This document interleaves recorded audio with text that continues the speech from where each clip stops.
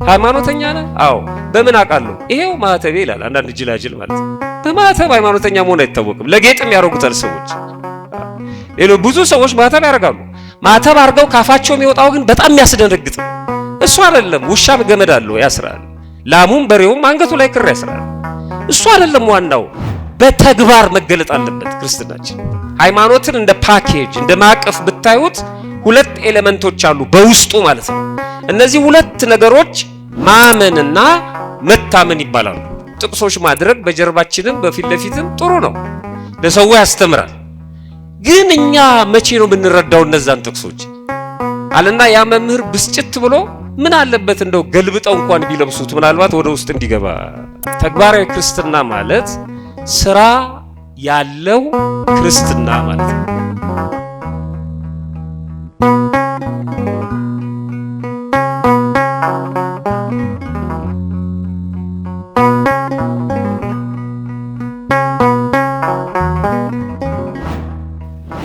በስመ አብ ወወልድ ወመንፈስ ቅዱስ አሃዱ አምላክ አሜን። አይንተ እግዚአብሔር ካህናት፣ ሊቃውንተ ቤተክርስቲያን አባቶች እና ወንድሞች በዚህ በተቀደሰ ቦታ ከሩቅና ከቅርብ ተገኝታችሁ እግዚአብሔርን ደጅ የምትጠኑት የእግዚአብሔር ልጆቹ የዚህ ታላቅ መልአክ የቅዱስ ገብርኤል የቅድስት ኢየሉጣና የቅዱስ ቂርቆስ ልጆች ቤተሰቦች፣ እናቶች፣ አባቶች፣ እህቶች፣ ወንድሞች እንዲሁም ሕፃናት ሁላችሁም በልዑል እግዚአብሔር ስም እንደምን ሰነበታችሁ? እንደምን አመሻችሁ? አሜን። ሳይገባን ኃጢአታችንን ሳይመለከት በቸርነቱ በእድሜያችን ላይ እችን ሰዓት ጨምሮ በዚህ በተቀደሰ ቦታ ሰብስቦ እንድንማማር እንድናመሰግነው በተቀጣጠርንበት ቀንም እንድንገናኝ ስለፈቀደልን መልካም ፈቃዱ ሆኖ ስለተሰበሰብን የአምላካችን የልዑል እግዚአብሔር ስም ዛሬም ዘወትርም እስከ ዘላለም ድረስ የተመሰገነ ይሁን። ዛሬ መግቢያ ነው የምናየው ማለት ነው። ትምህርት ሃይማኖት መግቢያ አለ፣ የስነ ፍጥረት መግቢያ አለ፣ ኢንትሮዳክሽን የምንለው ማለት ነው። ስለዚህ ተግባራዊ ክርስትና መግቢያ አለው እና በቀጥታ ወደ ቡጡ አንሄድምና ራሱ ተግባራዊ ክርስትና ማለት ምን ማለት ነው? በጣም ሰፊ አውድ ነው ያለው። በዚህ በቴዎሎጂ ትምህርት በከፍተኛ ተቋማት ራሱን ችሎ የሚሰጥ ኮርስ ነውና ስለዚህ እዛ ዝርዝር ውስጥ ሳንገባ ግን ለዚህ ጉባኤ በሚመጥን መልኩ ተግባራዊ ክርስትና ማለት ምን ማለት ነው የሚለውን በመግቢያ ያህል እንመለከታለን። በነጥብ ለማስቀመጥ ዛሬ እንደ እግዚአብሔር መልካም ፈቃድ የምናያቸው ነገሮች በነጥብ ለማስቀመጥ ሶስት ዋና ዋና ጉዳዮችን ነው የምናየው፣ ወይም አራት ዋና ዋና ጉዳዮችን እንመለከታለን። የመጀመሪያው ተግባራዊ ክርስትና ማለት ምንድነው የሚለውን እናያለን። ሁለተኛ ተግባራዊ ክርስትና ከምን ይጀምራል የሚለውን እንመለከታለን። ሶስተኛ ለራሳችን ቃል የምንገባበት ደግሞ ጊዜ ይኖረናል። በቃ ከዚህ በኋላ ይሄን ለማድረግ ቃል ገባለሁ ብለን ወሰነን የምንለያይበት የምናነሳው ነጥብ አለ። ከዛ ቀጥሎ በአራተኛ ደረጃ በቀጣይ ወር እግዚአብሔር ቢፈቅድ ብንኖር የምናነሳውን ርዕስ ወስነን ነው የምንለያየው ማለት ነው። በዚህ ጉዳይ ነው የምንነጋገረው። ስለዚህ በዛ ጉዳይ ሰው አንብቦ ሊመጣ ይችላል። በውስጡ ጥያቄ ያለበትን ነገር አጠራቅሞ በስብከተ ወንጌሉ በኩል ያደርሰኝና በዛን ጊዜ በስፋት ስለዛ ጉዳይ በጥልቀት እንነጋገራለን ማለት ነው። እግዚአብሔር ከሁላችንም ጋር ይሁን። እንደተነገረው ያው ፈቃደኝነት ከሌለ እግዚአብሔር ፈቃደኛ ባልሆነ ልብ ውስጥ አድሮ ስራ አይሰራም ይላሉ ሊቃውንት። ደግሞ መጽሐፉም እንደዛ ነው። ትፈቅዳለህ ወይ ትወዳለህ ወይ ብሎ አስወድዶ ነው የሚሰራው እግዚአብሔር። እና አሁን ሰውየውን ሳይሆን እግዚአብሔር ምን ይነግረናል፣ በዚህ ቦታ ሰብስቦ ምን ሊነግረን ነው ብለን በጉጉት የምንጠብቅ ከሆነ ከሰው ጀርባ ማለት ነው እግዚአብሔርን ብቻ የምንጠብቅና የምንማጸን ከሆነ እግዚአብሔር ይገልጥልናል ማለት ነው። ስለዚህ በእግዚአብሔር ፈቃድ ነው የተሰባሰብነው እና እግዚአብሔር ነው የሚያስተምረን። እግዚአብሔር እንዲያስተምረንና ጥበቡን ሚስጥሩ እንዲገልጥልን መልካም ፈቃዱ ይሆንልን። ስለዚህ እንጀምራለን። ተግባራዊ ክርስትና ማለት ምን ማለት ነው? ወይም ተግባራዊ ክርስትና ስንል ምን ማለታችን ነው? የሁለት ቃል ውህድ ነው፣ ተግባር እና ክርስትና የሚል ማለት ነው። ቅድም መምህር ሲነግሩ እንደነበረው ገና ከቃሉ ጀምሮ ግልጽ ነው፣ ምንም ፍቻ ያስፈልገውም። ግን ጽንሰ ሐሳቡን ነው የምናየው። ተግባራዊ ክርስትና በአገልግሎትና በመገልገል ወይም በካህናትና በምእመናን መካከል ያለው ስርዓት እንደተጠበቀ ሆኖ ካህን ለምእመን፣ ምእመናን በካህን ፊት በቤተ መቅደሱም ከቤተ መቅደሱም ውጪ የሚፈጽሙት የአገልግሎት ስርዓት እንደተጠበቀ ሆኖ ማለትም አንደኛ መንፈሳዊ እረኝነቱ ወይም የፓስቶራል ኬር የምንለው ማለት ነው። ሁለተኛ መንፈሳዊ የአመራር ጥበቡ የስፒሪቹዋል ሊደርሺፕ የምንለው በዓለም አቀፍ ደረጃ ማለት ነው። እሱ እንደተጠበቀ ሆኖ እዛ ዝርዝር ውስጥ ሳንገባ ምእመናንን በተመለከተ ብቻ፣ እኛን በተመለከተ ብቻ፣ ይልቁንም ደግሞ ይሄንን ጉባኤ በተመለከተ ብቻ ማለት ይሄን ጉባኤ ስንል ይሄ ጉባኤ የተመረጠ ጉባኤ አይደለም። ይሄ ሴሌክቲቭ የሚሉት ለስልጠና ማለት ነው። በእድሜ በእውቀት ደረጃ በጾታ ተመድቦ ይመጣ አይደለም። እዚህ ጉባኤ ላይ የእውቀት አይነቶቹ 3 ናቸው። ማዕከላውያን አሉ፣ ፍጹማን አሉ፣ ወጣንያን አሉ፣ ወይም ጀማሪዎች አሉ ለዚህ እውቀት። በዚህ እውቀት ደግሞ መካከለኛ እውቀት ያላቸው አሉ። አጠቃላይ ደግሞ ፍጹም የሆኑ ይሄንንማ እናውቀዋለን የሚሉ ደግሞ አሉ።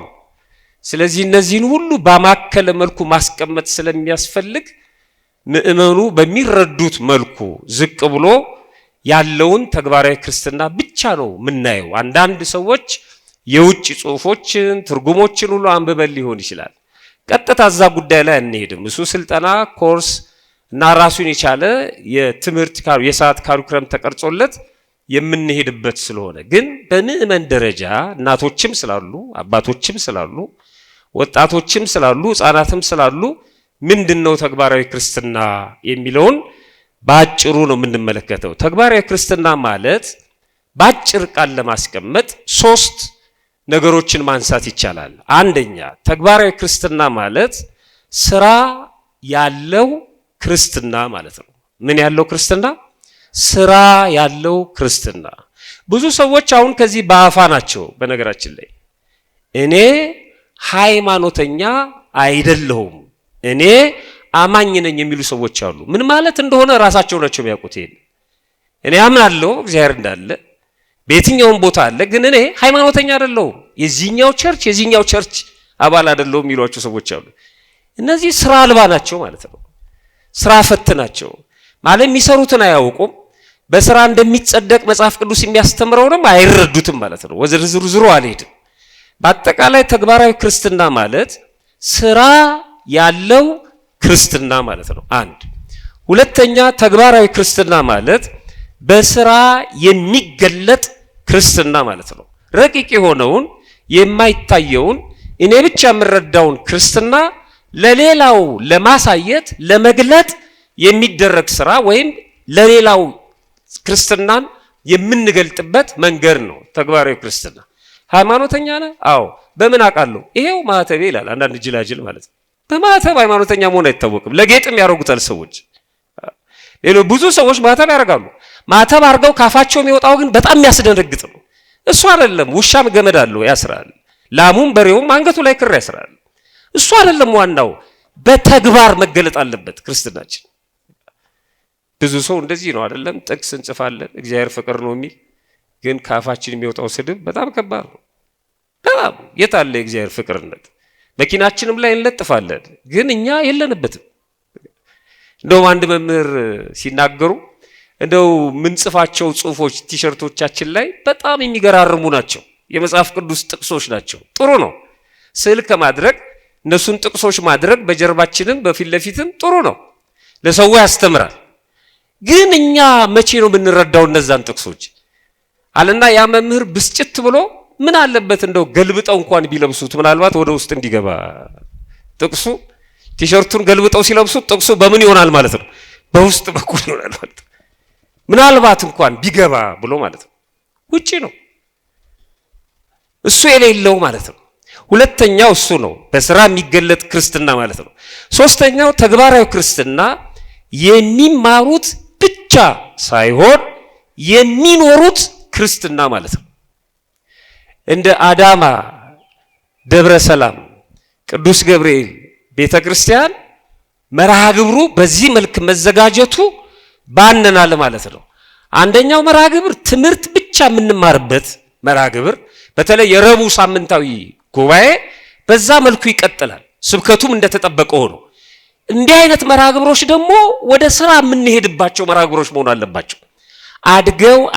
አድገው ቅዱስ ሥጋውና ክቡር ደሙን በጋራ የምንቀበልባቸው ጊዜ ሁሉ መቆረጥ ይኖርበታል ማለት ነው በቃ ወደ ተግባር ምንድነው የሚያቀተው ሰው መረዳዳት አለብን መተጋገዝ አለብን ምንድነው የሚያስቸግረው አንዱን ማንበብ አለበት ስለዚህ ተግባራዊ ክርስትና ማለት የሚማሩት ብቻ ሳይሆን የሚኖሩት ክርስትና ማለት ነው እግዚአብሔር እዚህ ደረጃ ሁላችንን የሚያድርሰን በእውነት ክርስትና በራሱ በባህሪው የሚማሩት ብቻ ሳይሆን የሚኖሩት ህይወት ነው ክርስትና ለዚህ ነው ቤተክርስቲያናችን ስታስተምር መነሻ የምታደርገው አንደኛ የዶግማ ክፍል አላት ሁለተኛ ቀኖና የምንለው ደግሞ አለ ስርዓት ማለት ነው ሶስተኛ ትውፊት የሚባል ደግሞ አለ ትውፊት ይሄ በኑሮ በህይወት የሚገለጠው የአባቶቻችን የሐዋርያትን የሊቃውንቱን ቀደም ሲል የነበሩትን የነቢያቱን ኑሯቸውን አምጥተን በቃል የነገሩንን በህይወታቸው ራሱ ቅዱስ ጳውሎስ እንዳለው ማለት ነው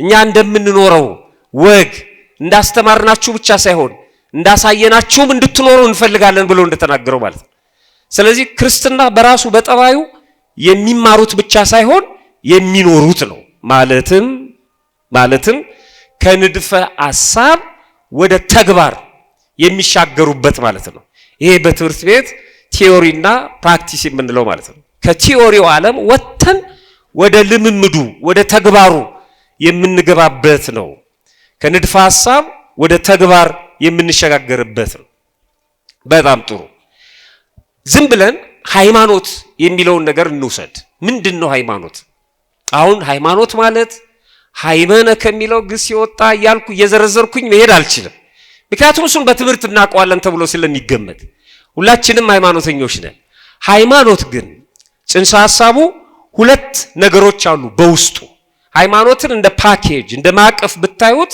ሁለት ኤሌመንቶች አሉ በውስጡ ማለት ነው እነዚህ ሁለት ነገሮች ማመንና መታመን ይባላሉ ምንና ምን አልኳችሁ ማመን መታመን ይሄ በሃይማኖት ውስጥ ነው ያለው አንድ ሰው ሃይማኖተኛ ነኝ ሲል የግድ ሁለቱ ነገሮች መኖር አለባቸው በቀላል አማርኛ የአንድ ሀገር ገንዘብ ሳንቲምም ይሁን ወይም ወረቀት የአንድ ሀገር ገንዘብ ስንት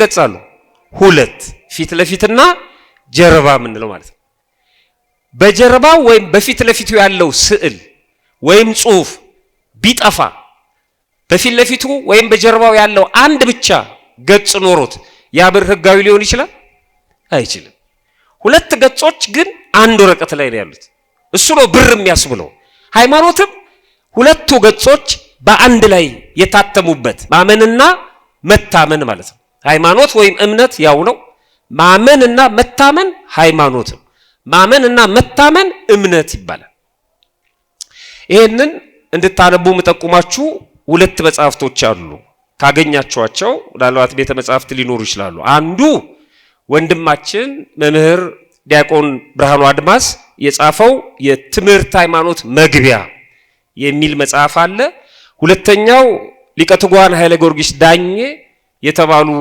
መምህር መሰረተ ሃይማኖት ብለው የጻፉት መጽሐፍ አለ በጣም የሚገርሙ መጽሐፍቶች ናቸው አጭር ናቸው ግን ከዚህ ጉዳይ ጋራ በደንብ ማብራሪያ የሚሰጡ ናቸው እነዚህ መጽሐፍቶች ላይ ሄዳችሁ ስታነቡ ሁለቱን ያስቀምጡታል የሁለቱንም አዋህጄ ነው መነግራችሁ ለምሳሌ ማመን ማለት ምን ማለት ነው የሚለውን ሲፈቱት ማመን ማለት በአይነ ስጋ አይቶ በእዝነ ስጋ ወይም በጆሮ ሰምቶ በልብ አስቦ በአጠቃላይ በስሜት ህዋሳትም ቢሆን አዳምጦና ዳሶ ሊመረምሩት የማይቻለውን በስሜት ህዋሶቻችን በሙሉ እንደ ላብራቶሪ ማለት ነው ሊመረምሩት የማይቻለውን በርቀት እና ሩቅ በመሆን በርቀትና በርቀት በመርቀቅ ማለት ነው በሩቅ በርቀትና በርቀት ያለውን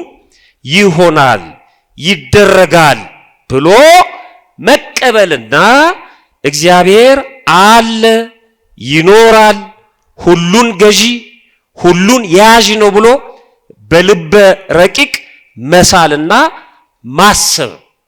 ማሰብ ሐሳብንም በማወቅ ማረጋገጥ መፍቀድ መውደድ መመካት ተስፋ ማድረግ ማለት ነው ይላል ሃይማኖትም ማለት ነው።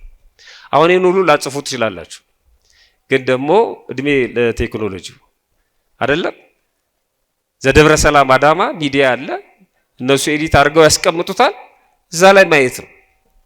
በዝርዝር 1 2 ያልኩኝ እንዳልናገር ሰዓት ስለማይኖር ሃይማኖትን በዚህ መልኩ ወይም ማመን ማለት ይሄ ነው ብለው ከገለጹት በኋላ መታመንስ ምንድነው?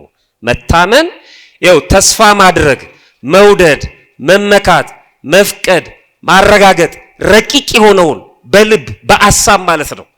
ይሄ ከሆነ መታመን መታመንን ሲገልጡት በልብ በረቂቅ ሐሳብ ያመኑትን ካልጨበጥኩ ካልዳሰስኩ ሳይሉ ማለት ነው። በልብ በረቂቅ ሐሳብ ያመኑትን በአንደበት መናገር መመስከር ወዶና ፈቅዶ በደስታ መቀደስ ማመስገን በግብር መግለጽ ማምለክ መስገድ መገዛት መገበር ማለት ነው መታመን ማለት ይላሉ። አንድ ሰው ጸሎት ሲጸልይ ስልቹ መሆን የለበትም ማለት ነው የሚታመን ከሆነ። አንድ ሰው ሲማር እንቅልፋ መሆን የለበትም ማለት ነው የሚታመን ከሆነ። አንድ ሰው ሲያስቀድስ ወገቤን ጨርቄን ማቄን ማለት የለበትም ማለት ነው የሚታመን ከሆነ ማለት ነው። እንዴት ቅዳሴ ላይ ይቀመጣለሁ? የግድ ክፍሉ ውስጥ አስተማሪ ሳለ መነሳት መሄድ ክልክል ነው ሲባል አይደለም መታሰር ያለበት። ያይዋላ እግዚአብሔር መኖሩን ካመነ ለምን አይታመንለትም? ለምን ይቁነጠነጣል? ለምን ቅዳሴ ላይ ያወራል? ለምን አይፈራም? እንታመነዋለን እግዚአብሔርን ያየኛል አለ እንፈራዋለን። እሱ ነው ተግባራዊ ክርስትና የሚያርፈው መታመን ላይ ነው። መታመን ላይ ነው የሚያርፈው ተግባራዊ ክርስትና። አንድ ሰው ሲታመን ተግባራዊ ክርስትና ላይ ነው። ተግባራዊ ክርስትና ላይ ከሆነ እየታመነ ነው ማለት ነው። አንድ ሰው ይኸውላችሁ በቤተ ክርስቲያናችን አንድ ካህን በተለይ በቅዳሴ ጊዜ ቅዳሴ ከመገባቱ በፊት ልብሱን ያነሳና ልኩ መሆኑን ያረጋግጣል። የካህኑ የካህን ልብስ ማንሳቱን ዲያቆኑ የዲያቆን ልብስ ማንሳቱን በልኩ መሆኑን በእለቱ ለቅዳሴ የተመረጠ ልብስ መሆኑን ቼክ ያደርጋል። ከዛ በኋላስ ያስባርካል አምጥቶ። እናንተ ስለማታዩ ነው መቅደስ ውስጥ አምጥቶ ያስባርካል። ላሉት ከፍ ያለ ማዕረግ ላላቸው አባቶች የደብሩ አስተዳዳሪ ሊቃነ ጳጳሳት እንግዳም ኤጲስቆጶሳት ቆቦሳት ሊሆኑ ይችላሉ። ያስባርካሉ። ሁሉም ሰግደው ጎንበስ ብለው ልብሳቸውን እንደያዙ ጸሎት ይደረግላቸዋል። ከዛስ ይለብሱታል። ከዛ በኋላስ አይወልቅም ቅዳሴው እስኪያልቅ ድረስ። የመለኮትና የትስብእት ምሳሌ ነው ይላሉ። መታመን ማለት እሱ ነው። ቅዳሴ ሳያልቅ ማቄን ጨርቄን የለም። አንዳንዶቹ ቅዳሴ ሳያልቅ ለማውለቅ ይሞክራሉ። ግዝት አለ። እርምጃው ሊወሰድባቸዋል። በቤተ ክርስቲያን ክልክል ነው። ከቅዳሴው በኋላ አውደ ምሕረት ላይ መርሃ ግብር ቢኖር ለዚህ ነው ወጥተው በቀደሱበት ልብሳቸው የሚያሰናብቱት ምእመናን። መታመን ማለት እሱ ነው። አይ መታመን ማለት በቃ ይህ ህዝቡ መሰብሰቡን ይመልከት። ቅዳሴ ከተሰየመ በኋላ ማቋረጥ አይቻልም። አውልቆ ልብስ መቀየር ሞቀኝ ብሎ ጃኬቱ ምናምን እንደሚጥለው እንደሱ ማድረግ አይቻልም። መታመን ማለት እሱ ነው። ስለምንመታው ከበሮ፣ ስለምንዘምረው ዝማሬ፣ ስለምንቆምበት አውደ ምሕረት፣ ስለተገኘንበት ቤተ መቅደስ መፍራት እንታመነዋለን ወይ? ይኸውላችሁ ወደዚህ እንድንሄድ ነው። ተግባራዊ ክርስትና ውስጥ እንግባ ያለው ተግባራዊ ክርስትና መታመን ነው። ማመን ብቻው አሁን አሳያችኋለሁ ምንም ዋጋ የለውም። ምንም ወደ መታመን ያደርሰናል እንጂ በራሱ ማመን ብቻውን ዋጋ የለውም። በዝርዝር እናየዋለን። ስለዚህ መታመን ማለት በልብ በረቂቅ ሐሳብ ያመኑትን በአንደበት መናገር መመስከር ወዶና ፈቅዶ ልብ አድርጉ ተገዶ አይደለም ወዶና ፈቅዶ በደስታ መቀደስ። ማነው ኡፍ ሳይል ቅዳሴ የሚገባ ማለት? ማነው ኡፍ ደግሞ መጣ ሳይል ጾም የሚጀምር? ማነው ኡፍ ሳይል ከእንቅልፉ ተነስቶ ቅዳሴ የሚገባ? በጣም የሚገርም ነው። ወዶ ፈቅዶ በደስታ በጣም የሚደንቅ ነው። እግዚአብሔር ልብ ለሁላችንም ይስጠን። ቃል እግዚአብሔር ስትሰሙ ደስ እያላችሁ መስማት አለባችሁ። ስትናገሩትም እንደዚሁ ቤተክርስቲያን ስትገቡ ደስ ሊላችሁ ይገባል። የሚከፋችሁ ነገር ካለ ፈተና ውስጥ ናችሁ ማለት ነው። ሰው ከእግዚአብሔር ጋር ሆኖ እንዴት ይከፋዋል? በጣም ፈተና ውስጥ ነን ማለት ነው። በጣም ራሳችን መጠየቅ አለብን። ቅዱስ ዳዊት እኮ ወደ ቤተ መንግስት ወደ ሌላ ቦታ አይደለም ወደ እግዚአብሔር ቤት እንሂድ ባሉኝ ጊዜ ምን አለኝ ነው ያለው? በቃ ከዚህ የሚበልጥ የለም። ሰው እንዴት ቤተክርስቲያን መጥቶ ያዝናል? ባልመጣው ኖሮ እንዴት ይላል? ችግር ውስጥ ነን ማለት ነው። እንደዚህ ካልተደሰትን የትም መደሰት አንችልም። የትም እሱን ነው። ለዚህ ነው በፈቃዱ በደስታ መቀደስ ማመስገን በግብር መግለጽ ማምለክ መስገድ መገዛት መገበር ማለት ነው። እነዚህን መጽሐፍቶች ፈልጋችሁ አንብቧቸው። ተግባራዊ ክርስትና የሚያርፈው መታመን ላይ ነው። አንድ ሰው ስለ ንስሐ ጥሩ አድርጎ ሊሰብክ ይችላል። ስለ ንስሐ ጥሩ የንባብ ባክግራውንድ ሊኖረው ይችላል፣ ዕውቀት ሊኖረው ይችላል። ስለ ንስሐ በደንብ ሊያብራራ ይችላል። ግን ንስሐ ካልገባ ምን ዋጋ አለው? ምን ጥቅም አለው? ተግባራዊ ክርስትና ውስጥ አልገባም ማለት ነው። እሱ ነው ያምናል። ንስሐ ኃጥኡን ጻድቅ እንደሚያደርግ ያምናል። ዘማዩን ድንግል እንደሚያደርግ ያምናል። ከኃጢአት እስራት የምንፈታበት ምስጢር እንደሆነ ያምናል። ግን ንስሐ አልገባም፣ አልታመንም ማለት ነው። እሱ ነው አልታመንም ማለት ነው። እንቀጥል። ቅዳሴያችን ራሱ ቅዳሴያችን በኋላ ምናየው ነጥብ ይኖራል። ግን ከላይ አሁን ለማስቀመጥ ቅዳሴያችን ራሱ እንኳን ከመዝ ነአምን ብሎ አይተውም። ከመዝ ነአምን ብሎ አያቆምም። ከመዝ ነአምን ይልና ወከመዝ ንተአምን ይላል። እንዲህ እናምናለን ይልና ቅዳሴያችን እንዲህም ምን እንሆናለን? እንታምናለን። አይገርም? እስኪ እንዲህ እናምናለን በሉ፣ ጮክ በሉ። እንዲህ እናምናለን እንዲህም እንታምናለን። አዎ ስለ አብ ስለ ወልድ ስለ መንፈስ ቅዱስ ስለ ሚስጥረ ሥላሴ ተንትኖ ከተናገረ በኋላ እንዲህ ነው የምናምነው ደግሞም እንዲህ እንታምናለን ይላል። አይገርም? አንጠልጥሎ አይሄድም። እናምናለን እንታምናለን ይላል። ማመንንም መታመንንም ያነሳል። መታመን በህይወት ሲገለጥ አንድ ምሳሌ ብቻ ላሳያችሁ። በህይወት ሁሌ ቼክ አድርጉ ህይወታችሁ። በህይወት ሲገለጥ መታመን በትንቢተ ዳንኤል ምዕራፍ 3 ላይ እነዚህ 3 ህፃናት አሁን የኛ ቤተሰቦች ናቸው። የቅዱስ ቂርቆስ የቅድስት ኢየሉጣ የሶስቱ ህፃናት የቅዱስ ገብርኤል ቤተሰቦች ነን። ቅዱስ ገብርኤል ካዳናቸው መካከል እነዚህ 3ቱ ህፃናት አናንያ አዛሪያ ሚሳኤል ሲድራቅ ሚሳቅ አብደናጎ በባቢሎን አውራጃ ዱራ በተባለው ሜዳ ላይ ህዝብ ሁሉ ተሰብስቦ በነቂስ ወጥቶ ንጉሱ ባለበት እሳት ነዶ ወደ እሳት ከታቸዋለሁ ሲላቸው ከንጉሱ ጋር ሲነጋገሩ በጣም የሚገርም እኮ ነው። የቀረልን ታሪክ ነው።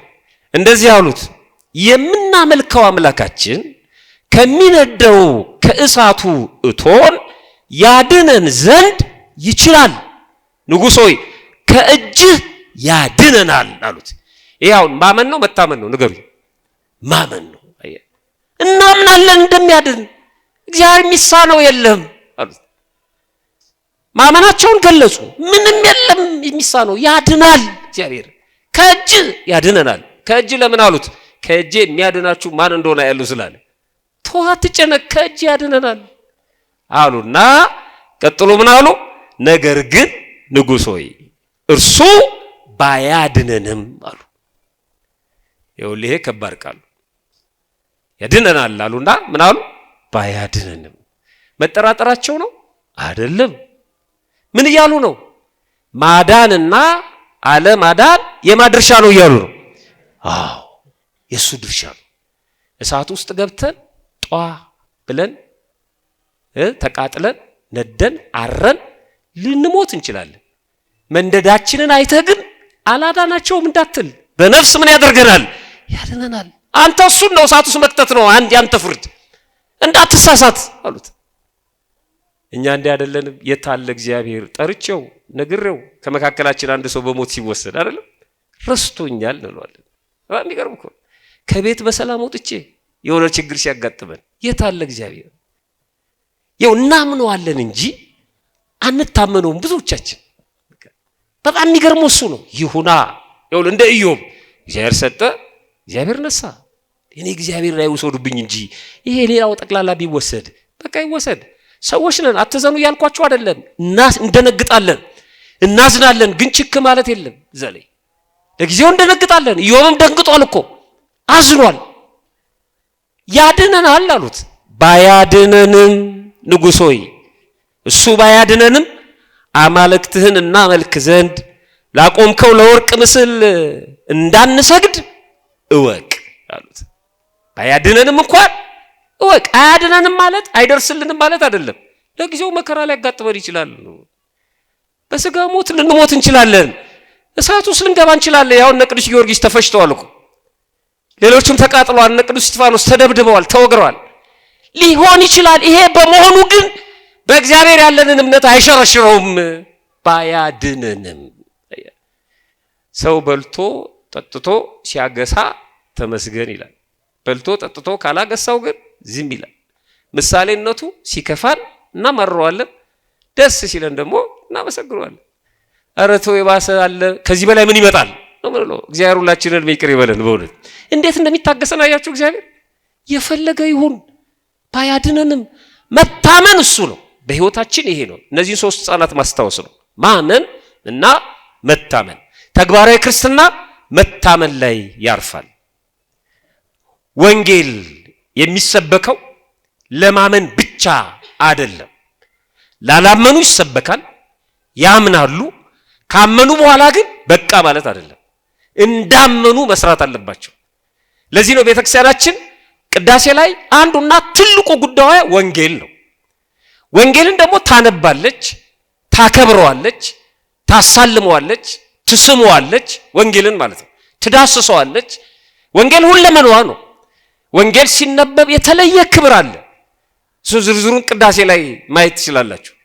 እና ወንጌሉ ከመነበቡ በፊት የሚደረግ ስርዓት አለ። ወንጌሉ ራሱ የሚሰበከው የሚነገረው እንድናምንበት ብቻ አይደለም። ይልቁንም ወንጌሉን ሰምተን በመከራ እንኳን እንድታመን መጽሐፍ ቅዱስ እንደዚህ ይላል። ሐዋርያው ቅዱስ ጳውሎስ ለፊልጵስዩስ ክርስቲያኖች በጻፈው መልእክቱ ምዕራፍ 1 ቁጥር 29 ላይ ይህ ይላል። ይህ ማለት ወንጌል ወይም ክርስትና ስለ ክርስቶስ ተሰጥቷቸዋልና ስለ እርሱ መከራ ደግሞ ልትቀበሉ እንጂ በእርሱ ልታምኑ ብቻ አይደለም ይላል። በእሱ ለማመን ብቻ አይደለም የተጠራችሁት፣ ስለ እርሱ መከራም ልትቀበሉ ነው። ያው የቅዱሳን ታሪክ ይሄ ነው። መታመናቸው ነው ለቅድስና ያበቃቸው። ጸሎተ ወንጌል የሚባለው ክፍል ላይ ቅድም እንደነገርኳችሁ ወንጌሉ ከመነበቡ አስቀድሞ ካህኑ እንደዚህ ይላል። አቤቱ አምላካችን እግዚአብሔር ኢየሱስ ክርስቶስ ሆይ። የሚገርም ነው። ራሱ ክርስቶስን አምላክነቱን ሲመሰክር አቤቱ አምላካችን እግዚአብሔር ኢየሱስ ክርስቶስ ሆይ ቅዱሳን የሚሆኑ ደቀ መዛሙርትንና ንጹሐን ሐዋርያትን እንዲህ አልካቸው፣ እናንተ የምታዩትን ያዩ ዘንድ ብዙ ነቢያት ጻድቃን ወደዱ፣ አላዩም። እናንተ ዛሬ የምትሰሙትን ይሰሙ ዘንድ ወደዱ፣ አልሰሙም። እናንተ ያዩ ዓይኖቻችሁና የሰሙ ጆሮዎቻችሁ ግን የተመሰገኑ ናቸው። እኛንም እንደነሱ የበቃን አድርገን በቅዱሳን ጸሎት የከበረ የወንጌልን ቃል ሰምተን እንሰራው ዘንድ። ምእመናን ሰምተን ምን እናደርገው ዘንድ ታስታውስታላችሁ? ቅዳሴ ላይ እኔ ሰምተን እንኳን መሄድ የምንችል አይመስለኝም። ምክንያቱም ምንድነው የተነበበው ይላል አንዳንድ ሰው ጥቅሱ ሁሉ ይጠፋበታል። ቅዳሴ ላይ የተነበበው አንዳንዴ አያድርስ ነው፣ አንባቢውም ራሱ አጎላድፎ ሊያነበው ይችላል። የኛም ችግር አለ በነገራችን ላይ ወንጌል ማንበብ የሚያቅተው ካህን ካለ በጣም ያሳዝናል። እውነት ይሄን ማየት መለማመድ አለበት። አሰምቶ ነው ማንበብ ያለበት፣ ለራሱ አይደለም ማንበብ ያለበት። በደንብ መቀጸል አለበት። ጮክ ብሎ ድምጽ ማጉያ አውጥታ ቤተክርስቲያን ዲያቆኑ ተሸክሞት በክብር ተገልጦ አውተፍትፎ የሚያልፈው ከሆነ ምን ዋጋ አለው? ምዕመናን በደንብ እንዲሰሙ ሰምተነው ብቻ አይደለም ሰምተነው ደግሞ እንድንሰራው ይላል እግዚአብሔር። በእውነት ሰምተነው እንድንሰራው ጥበቡንና ሚስጥሩን ይግለጽልን። እኛም እንደነሱ የበቃን አድርገን ይላል። አየው ለነቢያቱ እንደ ሐዋርያቱ በቅዱሳን ጸሎት የከበረ የወንጌልን ቃል ሰምተን እንሰራው ዘንድ። ለዚህ ነው ክርስትና ሰምቶ መስራት ነው ያልኳችሁ። ሰምቶ መስራት ማለት ደግሞ ተግባራዊ ክርስትና። ሰምቶ መስራት እስከዛሬ እንሰማ ነበር አይደል እግዚአብሔርን ቃል። አሁን ወደ ተግባር ልንሄድ ነው። እግዚአብሔር ይርዳን ሁላችንን። በጥቂቱ ነው ወደ ተግባር የምንሄደው፣ በትንሹ ማለት ነው።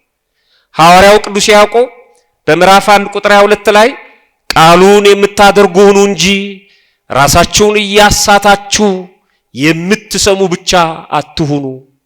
ቃሉን የሚሰማ የማያደርግ ቢኖር የተፈጥሮ ፊቱን በመስታወት የሚያይ ሰውን ይመስላል። ራሱን አይቶ ይሄዳል፣ ወዲያው ደግሞ እንደምን እንደሆነ ይረሳዋል። መስታወት ፊት እንቆማለን አይደል? ብዙ ሰዓት ብናሳልፍም ትንሽ መንገድ ከሄድን በኋላ ፊታችንን እንረሳዋለን። ይረሳል። የእግዚአብሔር ቃልም እንደዚህ ከሆነ በጣም ከባድ፣ እንዲህ ከሆነ በጣም ከባድ። ሰምተን ስናደርገው ግን እየተዋሃደን ይሄዳል።